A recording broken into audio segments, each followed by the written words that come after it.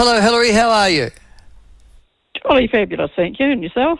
I'm okay. I'm all right. I'm actually a bit bemused this morning by the number of people who are seeking to defend antisocial, criminal and otherwise disruptive housing tenants in this country. I'm always bemused that people would instinctively go and support them against normal, decent, law-abiding neighbours. But Yeah. have I missed something? I'd quite like to have a chat about where that takes you, because they used to say criticism implies an alternative, which it doesn't altogether. However, if you don't hold people responsible for their actions, where do you go with that? That's a good question. I don't know in what society you can take what you want or take what you need and not be accountable in any way for what you need to put into society, if you're a member of society.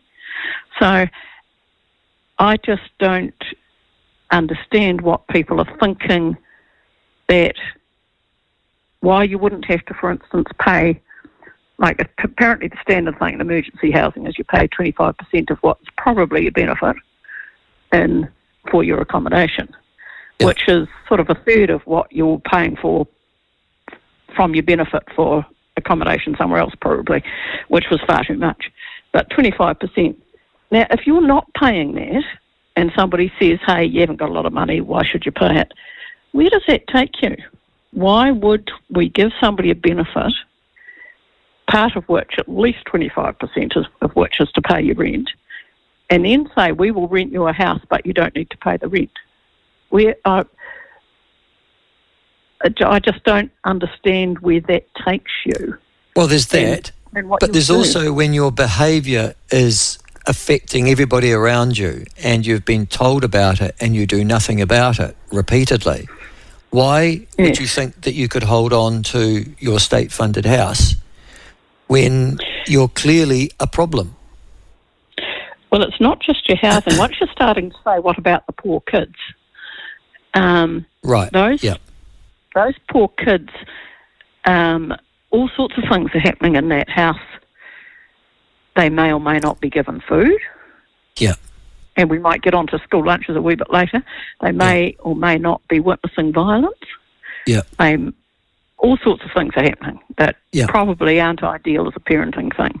Correct. So, and when it gets bad enough, we take the child out of that home, and at the moment we probably give it to somebody who shares DNA for a reason not totally understood by me.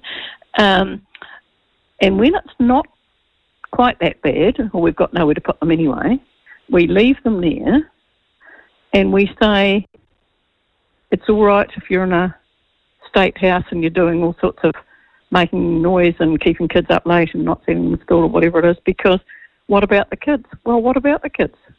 Where does that take you? So to me, the question is, no point being a bleeding heart liberal and saying, the state is doing mean things to the kids. They're not. It's a question of when they should intervene and when they should be buying something that they don't want. So usually you pay for something and that's what you get. So if you pay for an item or a transport or something, that's what you're supposed to get. If the government's paying to get poor behaviour, what's the point of that?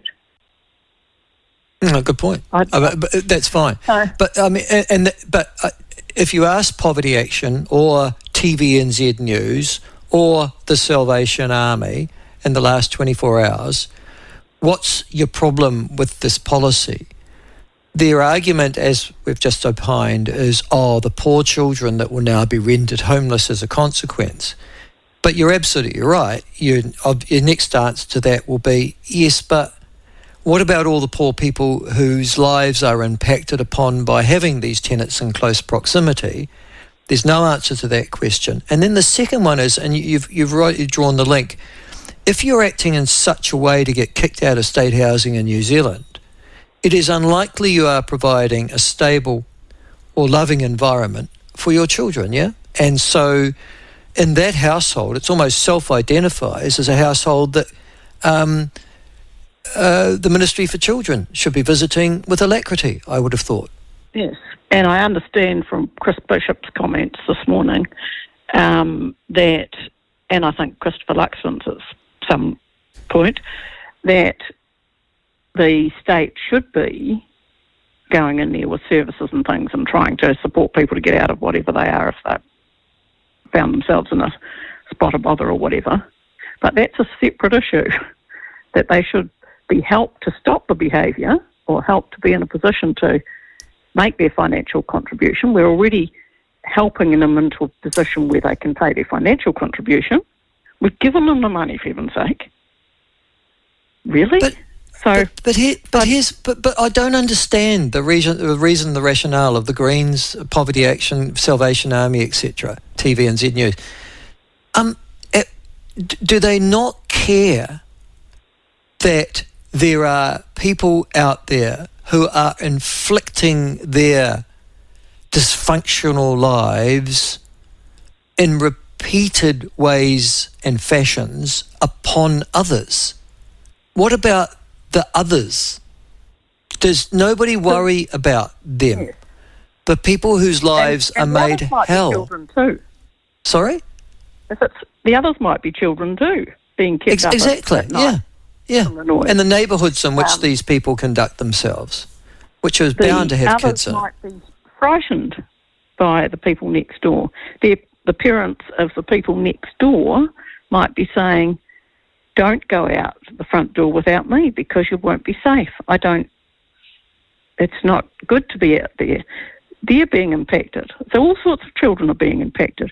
What about the children of people who haven't got enough money because their taxes are going to people who aren't paying their own way in any sense and are cocking a snook at any suggestion that they should behave in a particular fashion or pay a particular amount or look after their own children or anything like that. So it's sort of... so I want to know what the people who say, what about the children? I want to know what about the children. What are they planning for these children?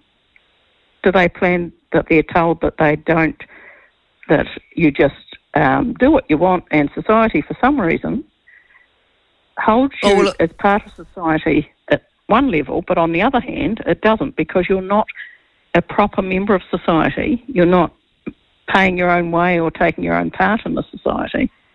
What are we teaching those children? Is that a thing that we should be teaching those children? To be honest with you, and let's be bloody honest about this, Hilary, any children living in those circumstances with those people, you can't teach them anything anyhow.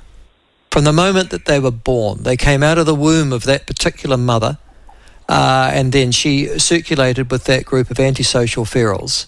That child was destined to be an antisocial feral. I have never yet seen people come out of a mongrel mob background, for example, who've gone on to split the atom, save people from cancer, live decent lives, become doctors, professionals, run their own businesses, or generally become a success in life. What I've seen them become is the next fodder for the justice system. Well, two counter suggestions to that. One of them is it's surprising how often it seems that people who were brought up by a solo mother in a state house do really well. That is not the issue. I didn't say that. I talked about being born to the mongrel mob, coming from those sorts of households. So you're confusing the two issues. Oh, yes. So I'm saying that it isn't the background of needing extra help and being on the bones of your ass and the other things that is the background that's the problem. It's the not being held responsible for your behaviour that makes you at risk. You're not at risk just because you're on the bones of your ass. So these people are... No. If you're on the bones of your ass, then there's plenty of people who wouldn't succeed in life. Plenty of people have been poor. Plenty of people have come from impoverished backgrounds. But plenty of people who've succeeded in life. But plenty of people have not succeeded in life who came from a Maori gang background or a white gang background in this country.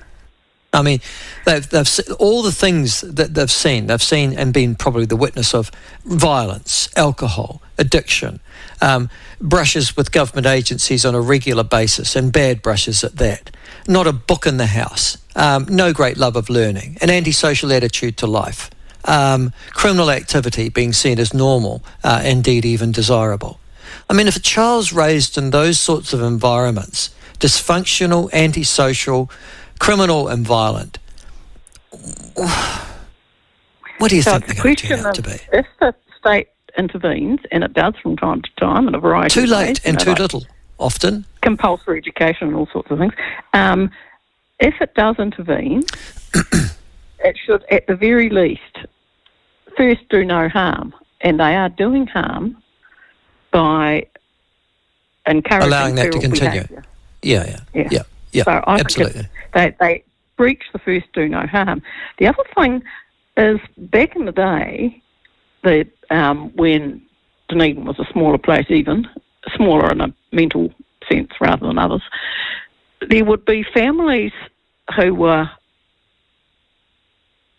part of sort of criminal activity or bad things going down. Big families that the police knew all about, everybody knew all about and things.